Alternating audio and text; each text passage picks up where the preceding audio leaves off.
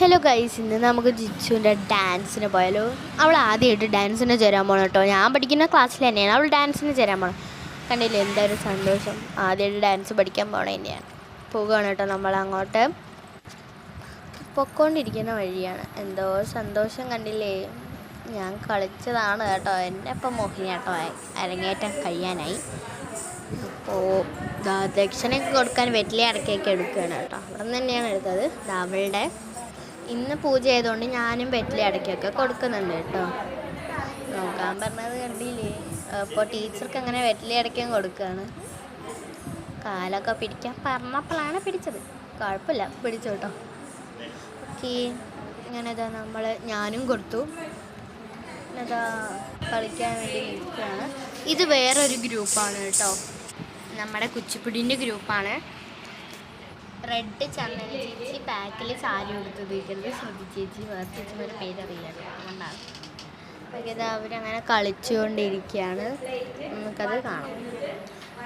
അതാ നമ്മുടെ ജിച്ചു അവിടെ നിൽക്കൊണ്ടിരിക്കുകയാണ്.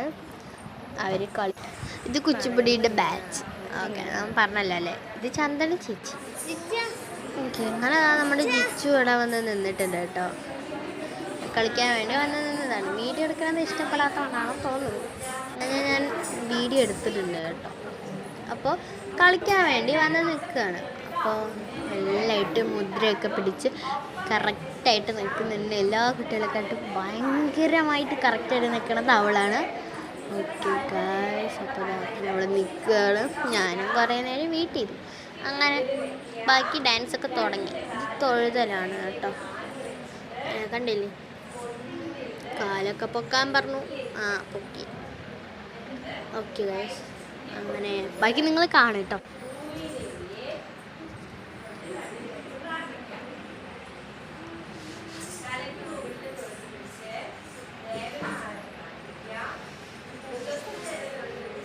കളിച്ചോണ്ടിരിക്കുകയാണ് ഗൈസ്.